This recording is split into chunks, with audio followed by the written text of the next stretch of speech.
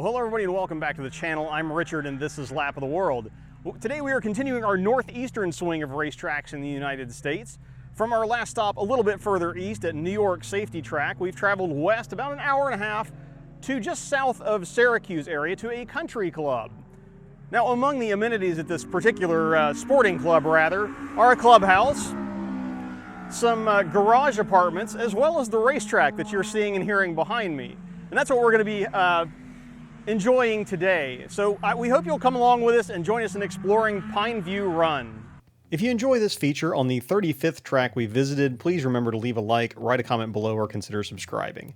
For a look behind the scenes, you can also find our Patreon linked in the description. The road trip to this racetrack took us and our venerable 1992 Acura NSX around 800 miles from Knoxville, Tennessee into upstate New York. Arriving on a drizzly summer morning, we unloaded the car before sitting down for a driver's briefing and preparing for what we hoped would dry into a fun day at a fairly unique facility. Situated only 11 miles from downtown Syracuse in the picturesque Finger Lakes region of New York State, Pineview Run Auto and Country Club, to use its proper name, was founded by a former Syracuse fire chief and has been in operation since 2017 as a destination for car and outdoor enthusiasts alike. In addition to the reason we're here, PVR may be of interest if you partake in horseback riding, shooting sports, hunting, fishing, archery, ATV riding, or any of a number of winter sports in the colder months. Of course, when someone says country club, most people will think of golf.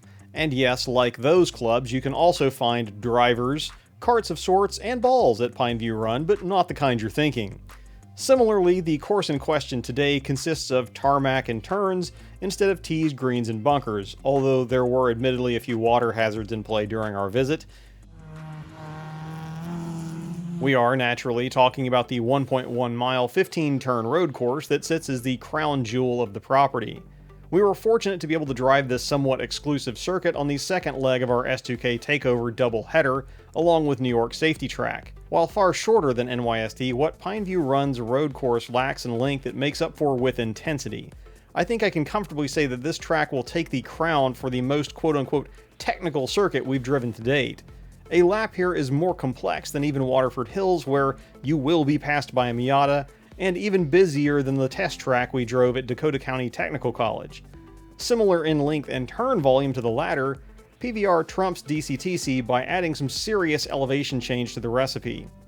My GPS indicated a total delta of 85 feet over the course of a lap, and much of that happens nearly all at once between turns 2 and 6. According to Pineview Run's own site, your total vertical travel over the course of a given lap adds up to over 250 feet of ups and downs.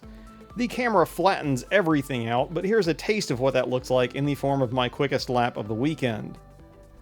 Exiting the last hairpin, a lap of Pineview Run begins on the front straight paralleling the paddock area and the clubhouse. You pour your car into what could probably be a flat turn 1, I've just got a little bit of a lift there, before setting up for turns 2 and 3.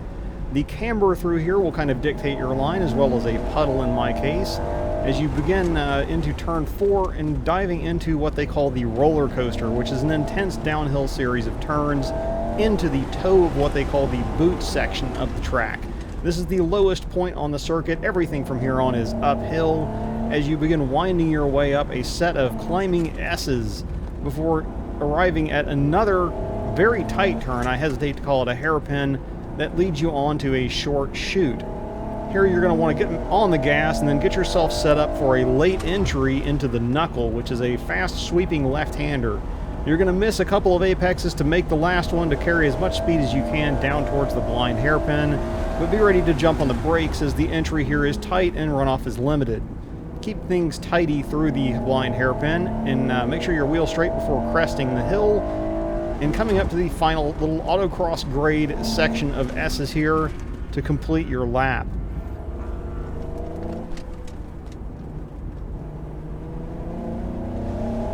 As usual, our minute 18 and some change is competent, if not spectacular.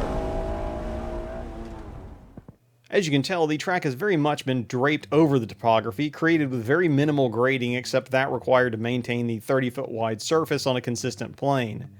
Driving it is akin to a fast autocross course, but again, with elevation changes you aren't going to find in many, if any, parking lots.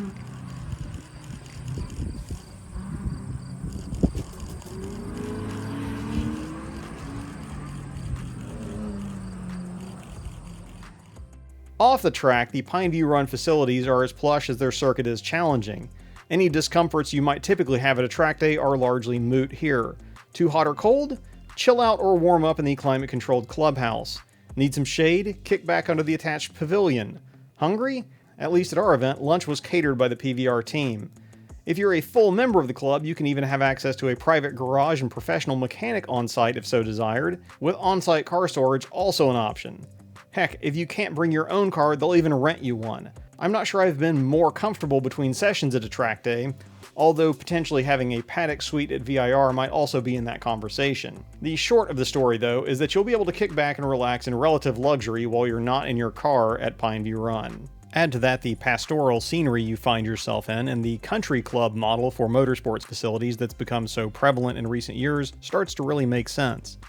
Speaking of the club model, if you are in the area and want to join, Pineview Run's memberships are a relative bargain compared to the six-figure initiation fees of some other racetrack resorts that we visited. If you're in the region and laps are more your speed than links, it may be worth a look. For our sake, we definitely enjoyed our time on this compact but challenging circuit, and could see coming back again if we're in the neighborhood. Speaking of being in the neighborhood, if you'd like to visit Pineview Run yourself, here is the quick how-to based on our experience.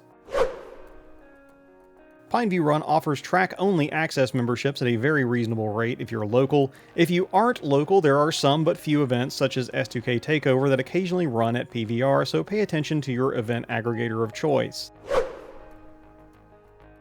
Here's the address. If you are pulling a particularly large trailer, consider avoiding the northern end of Case Hill Road, as it is extremely steep. Also, this is legitimately in the countryside, so if you are commuting to the track in the early morning hours, pay attention for wildlife. We missed a deer by literal inches on the way in. We stayed at a Hampton Inn in Cazenovia and can recommend it.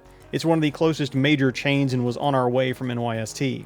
The track is also less than half an hour from Syracuse suburbs, so there may be other options there. Of course, with some levels of membership, you may also be able to stay on site in one of the garage lofts. If your event is catered, then you're all set. If it's not, there are some fast food options nearby in Lafayette or Tully.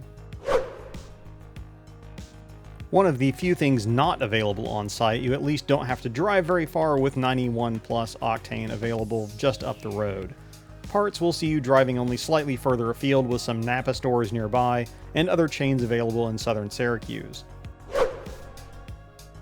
If you're a fan of nature, this region will have you covered with numerous lakeside and waterfall hikes in the area. If you prefer more urban entertainment, then again, Syracuse is a decent-sized city, only a half hour's drive north. We've already covered most of the bases earlier in the video, but other things of note are that the paddock area is paved but compact, so if you trailer in, you may need to park alongside the entry road. From our experience, the club was very proactive in communicating the parking situation based on the size of the event. Having said that, while a full-size hauler might fit in literal terms, maneuvering could be a challenge. There are a number of videos out there, of course notably our own Just the Laps video as well. For more hands-on practice, although I didn't find any PVR sims at the time of our visit, I see where there may be a work in progress on race department, so that might be worth exploring in the future. Thank you then for watching our feature on Pineview Run Auto and Country Club, the 35th track on our lap of the world. If you did enjoy this video, please drop a like down below, leave a comment if we missed anything, or if you have anything to add to the story, and consider subscribing so you find out where we get to next.